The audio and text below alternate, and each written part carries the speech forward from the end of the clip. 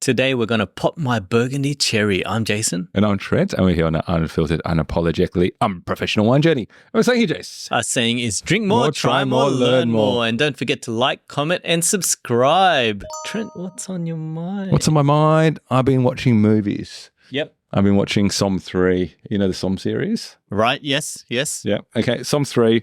It was based on a recreation of the 1976 Judgement on Paris.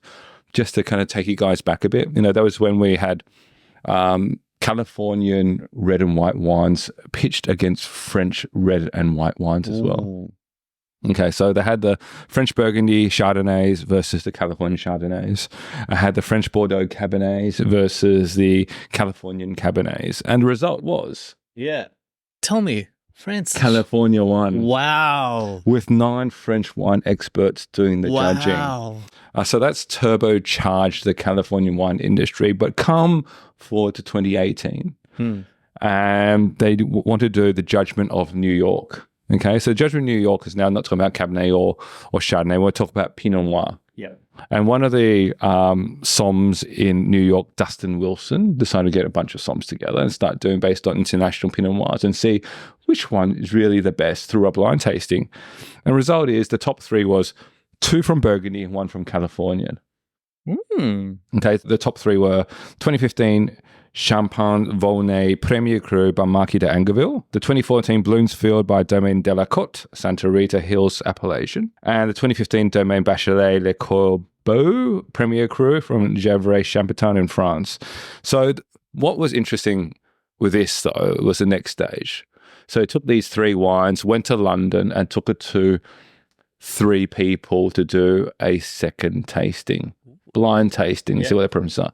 The 3 people were Jancis Robinson, wine goddess, you know, knows everything. Second person, Stephen Spurrier, French wine merchant, knows everything about French wine, also wine educator as well. And the third one, Fred Dame, who's the godfather of American Somms. So who was, Jancis. You know Jancis.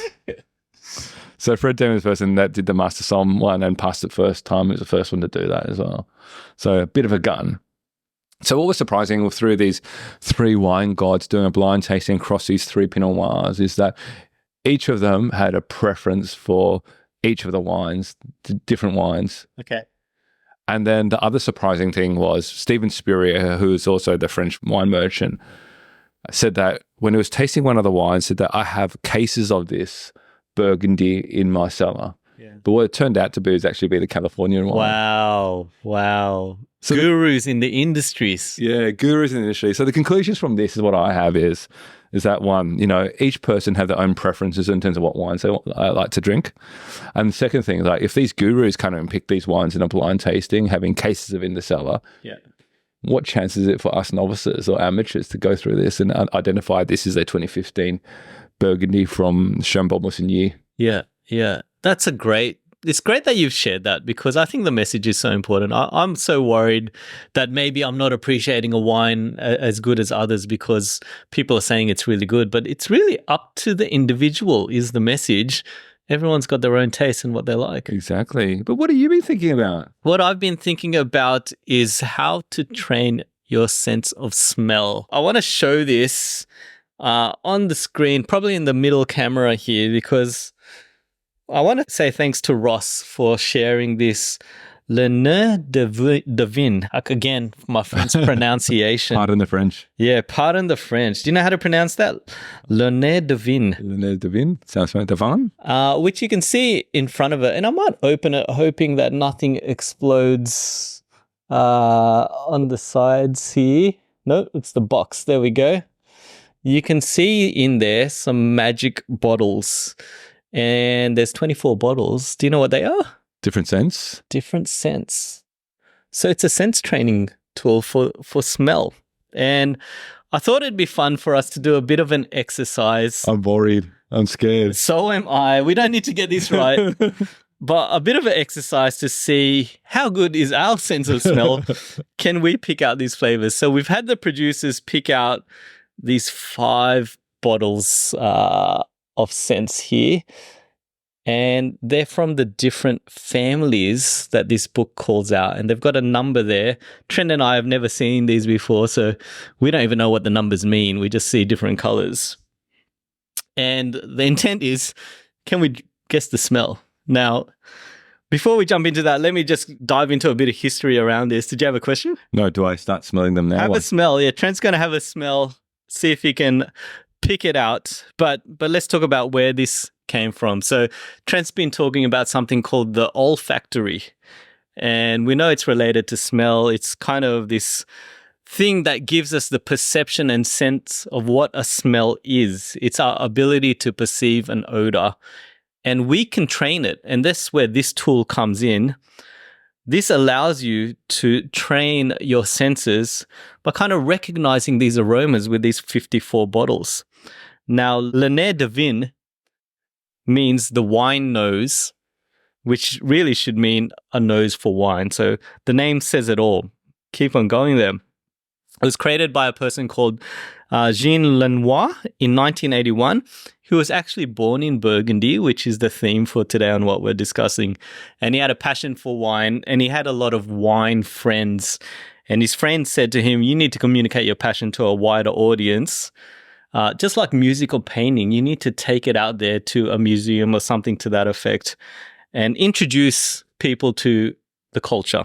He had another friend, Daniel Spaori, who encouraged him to create a book object actually. And it was a book come work of art. And that's how this came about. You can see it was in a book itself.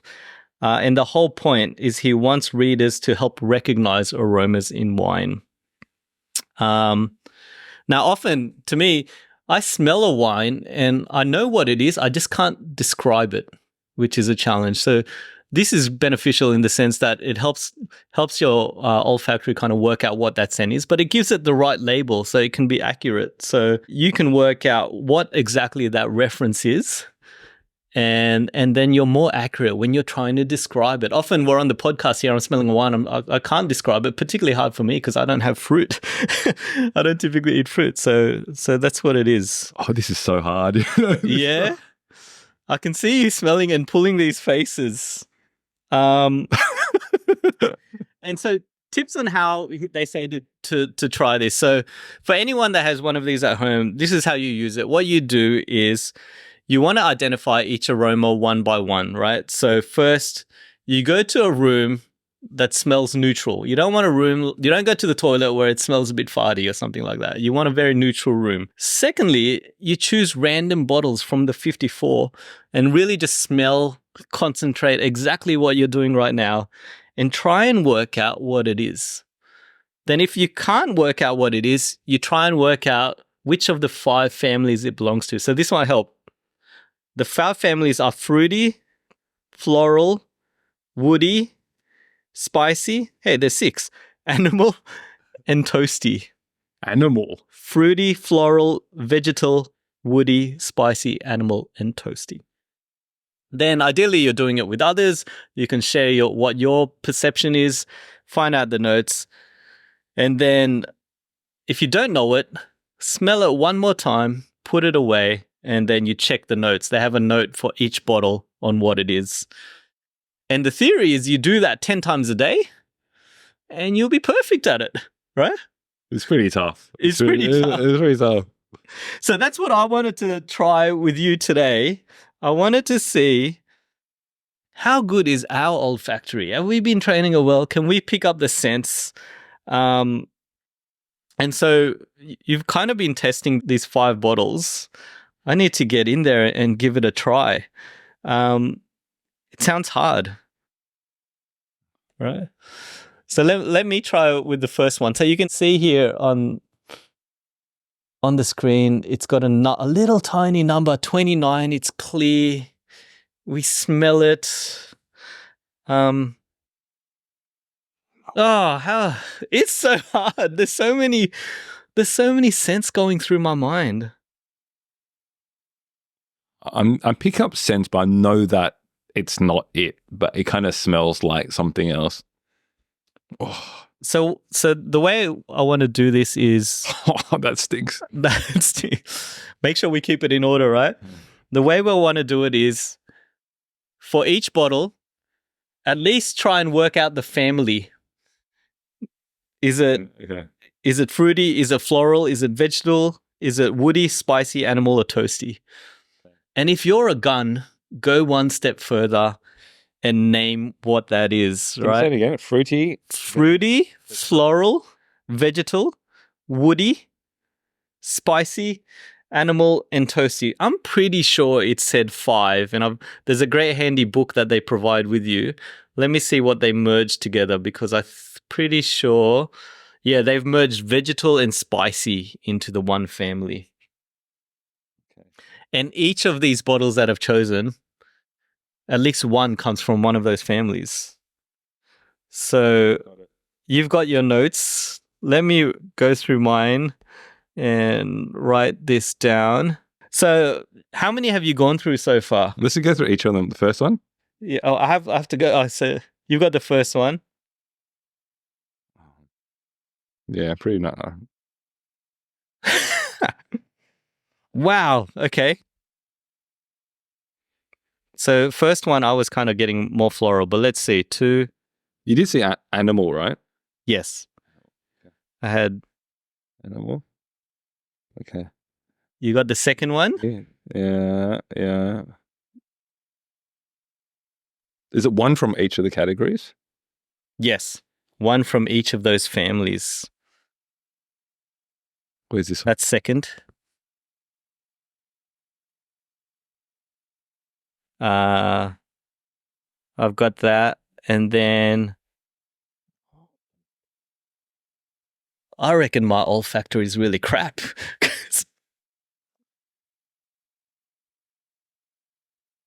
Wow.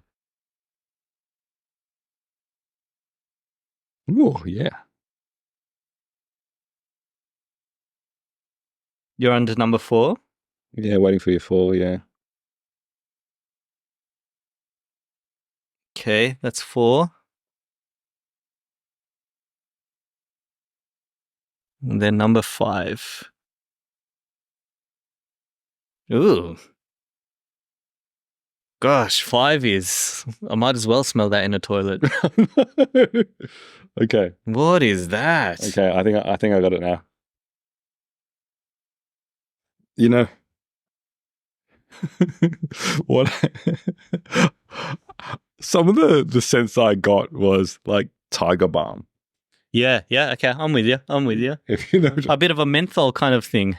Another one was old person. I don't think that was in the book. But I get one of those old person. All right, let's go through one by one, and then we'll do a reveal for each, because we've got the cards here. Okay.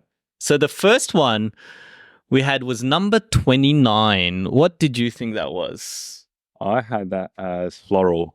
Floral, and anything specific? I had like, I don't know, floral, but had this kind of cucumber type of mint to it. Oh, so is the tiger balm wasn't 29? No. That's what I had. So I had floral as well. Yeah. And I had like a menthol kind of scent. Yeah. So number 29, let me find that in these cards. 29. So here's an example. Oh. Wow. So we got floral, Yeah. violet. Okay. Wow. Yeah. I would never have linked that to violet. So violet note is the crowning glory of the best reds, and it's the most sought after wines. Did you think violet? Yeah, maybe not really. I don't know. Not really. Really menthol. Okay, second one? Second one. The second one I wrote down roasted. So it was kind of, Ooh, I just had roasty. That's all I had. Maybe. Oh, between 2 and 5. I put animal because I smelt kebab. What animals? Oh yeah, there's a But the couple of kebab's animals. a bit roasted as well. So this is 52, right? Yeah. And so 52 is a coffee. Roasted. Oh, no, that is not coffee. There's a coffee smell. Yeah, it's so we got roasted. That's not, no, I had animal. Let me see that. I kind of get it, but it's not the coffee that I have. Yeah, when they say it, this is like a sweet, this is like a I don't know, Vietnamese coffee with with a mix of Nescafe. Yeah, completely agree. Let's try number 3. So number 3 we had was a number 5. Fruity. There's What easy did one. you write? I wrote fruity. I wrote bubblegum. What did you write I specifically? thought ice cream like that. Ice cream is not on the list. Vanilla is. Yeah. So number 5. Wow. Banana. Ah, okay. I usually have bubblegum bananas, I think, is what happens. Yeah. Is it when you... Yes, the lolly, lolly banana. Wow, okay. Number 4. Tiger Balm. 42. You had Tiger Balm. Vegetal. I had Animal. So smell that again. What is that? This was, what's the number on it? 42. Wow. Clove. Spice. So Is it? clove with spice notes. Yeah, vegetal, yeah. Yeah, you got that. Ah. Well done. All right, last one we had was number 46. Must be animal. I had vegetable and I wrote rotten vegetables. I put old person. You were, and looking at it, maybe we're both in that realm. It's musk. They've got a, is musk an animal? It's a deer. It's a deer. Yeah. But they've got musk. So it's kind of on the same term, different language. Yeah, okay, got that one. So Oh, that smells. I didn't enjoy that. What did that teach you? Oh, it teaches me that you really have to focus when you're having those. You have to be in the zone to really take that in. And there's a bit of practice, right? There's a bit of practice because only after you say, go, oh yeah, now I get banana. Correct. But then again, it's also developing like musk is not something I smell every single day. Yeah. And we're not that far off is what I thought. That was super interesting. Thank you again, Ross, for sharing that with us. Really grateful for that. We're going to train a bit more. Thank you, Jace. That was good fun. It was. All right. On to today's episode. Okay, today we are going to pop that Burgundy cherry. So I don't think I've had a Burgundy red before. I had Burgundy whites and not Burgundy reds, and don't think you've had a Burgundy red before. 100% I haven't, but I'm surprised you hadn't. All this time I thought you'd had a Burgundy red. Not memorable. Wow. So it's been a long time coming. I thought it's a good time to have a Burgundy red. Unfortunately, I couldn't afford the DRC for today's episode. Understandable. But we've got something else instead. So we'll get to that a bit later. But firstly, why is Burgundy so special and revered? Because we hear so much about it. I mentioned DRC. Yes. Domaine Leroy or Leroy is another big one as well. But they're worth thousands and thousands of dollars for each of those bottles. Yeah. So I asked, why is it so revered and so special? So I asked AI on why it is. They told me kind of 3 key things. One is limited production.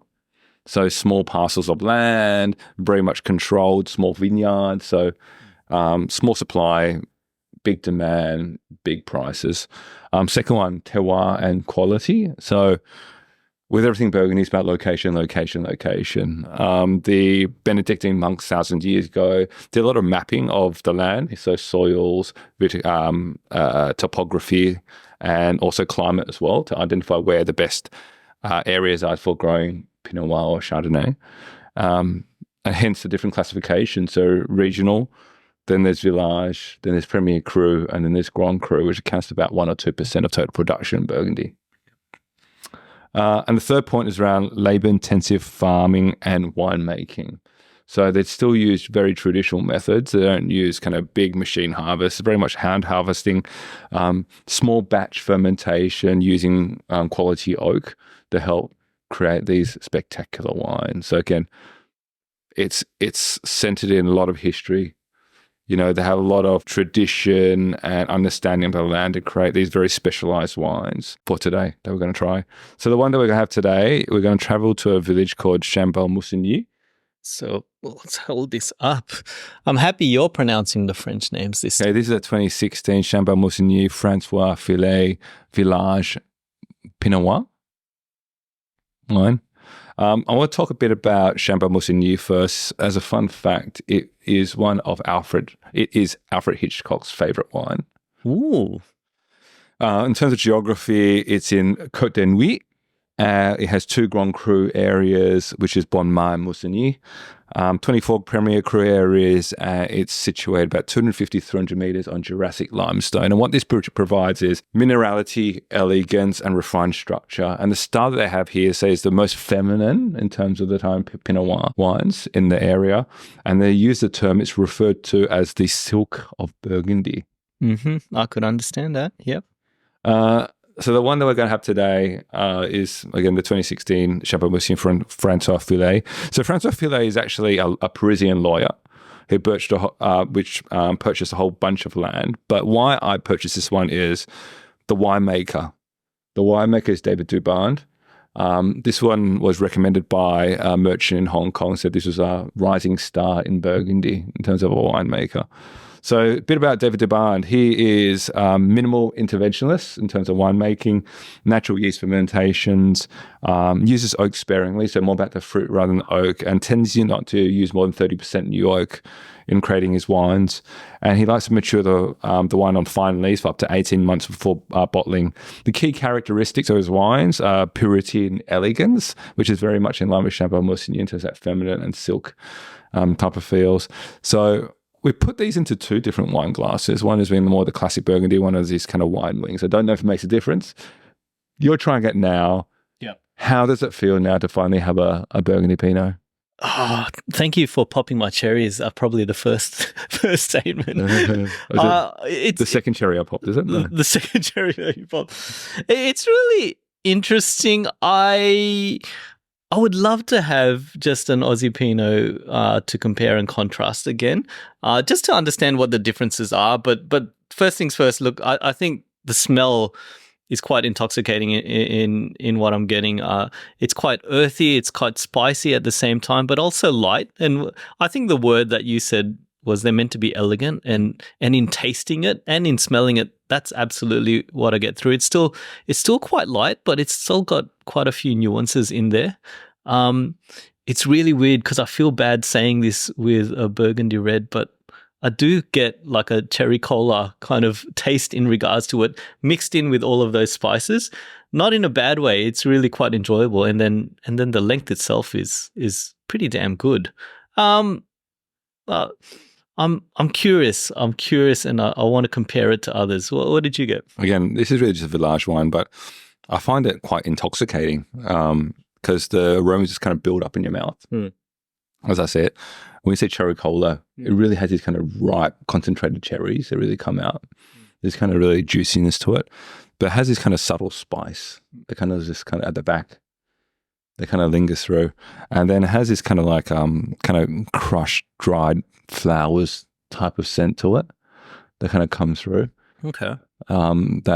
Which is those different layers, again, with this kind of complex. It's 2016, so it's 8 years worth of aging, which can still age a bit more, but it's still bright, fruit-forward, juicy, layered, complex, and the tans are very silky as well as it kind of hits your tongue. And the length, as you say, kind of like keeps them going. Yeah, bright. The acidity is quite refreshing.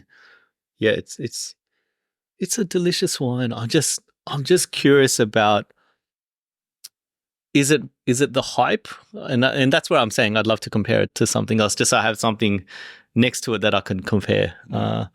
What do you think of the glasses? I've only had it from one. What do you think? So let me show this on the screen. Like, one, we're comparing it to the Riedel. This is the wine wings, Riedel wings glass. And this is the other one, both tall glasses. It doesn't have the wings, which I guess is that little bulge in between the two. Everyone loves a bulge. Everyone loves a bulge. I think the scent comes out more on the ones with the wings. What about you? I found the other one without the wings kind of like focused it a bit more on the nose. I don't know.